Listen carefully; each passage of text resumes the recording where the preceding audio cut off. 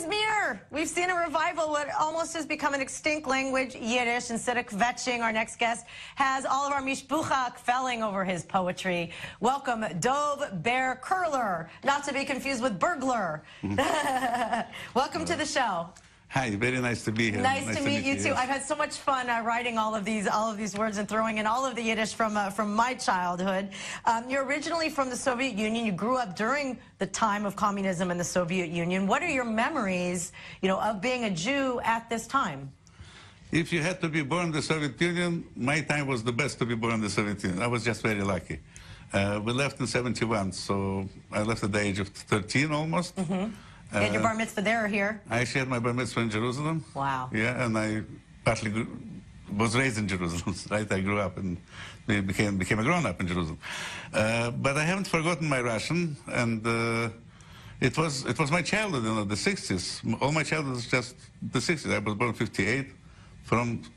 From 61 that my memory starts till 71. It's very vivid. Now, your family kind of has a history, of being very active, part of the Refuseniks, the Jewish underground movement. Yeah. Was this something, how risky was this? I mean, was this something that people were actually killed for at that time? Well, people were arrested for that, were harassed, would lose jobs and stuff.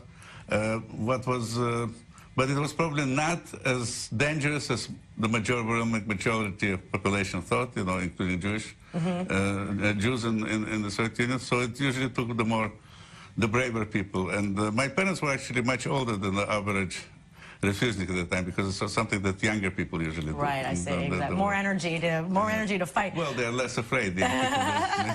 So why is it so important, in your opinion, to keep Yiddish alive and to be able to put it into poetry? I mean, to make these words rhyme. Right.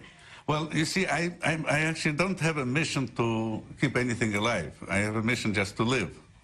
So I really don't like what people say about saving Yiddish or keeping it alive. For me, it's alive. And I do have a remarkable amount of readers. Now it's very easy to reach out to readers through Facebook, through blogs. People don't read as much as they read Facebook. And I do get some feedback, not even just in the form of silly likes, which are not silly psychologically, as we know, but actually people write remarks and thank me for this, or ask about words sometimes. And what I really find mind-boggling, they actually repost some of my poems, which is by and large a language that most people there do not read or do not understand. People that don't know Hebrew mistake it for Hebrew because of the same letters being used. So for me, Yiddish is very much alive. I grew up in the family of a Yiddish poet, of a noted, very important Yiddish poet, who was also a very brave person.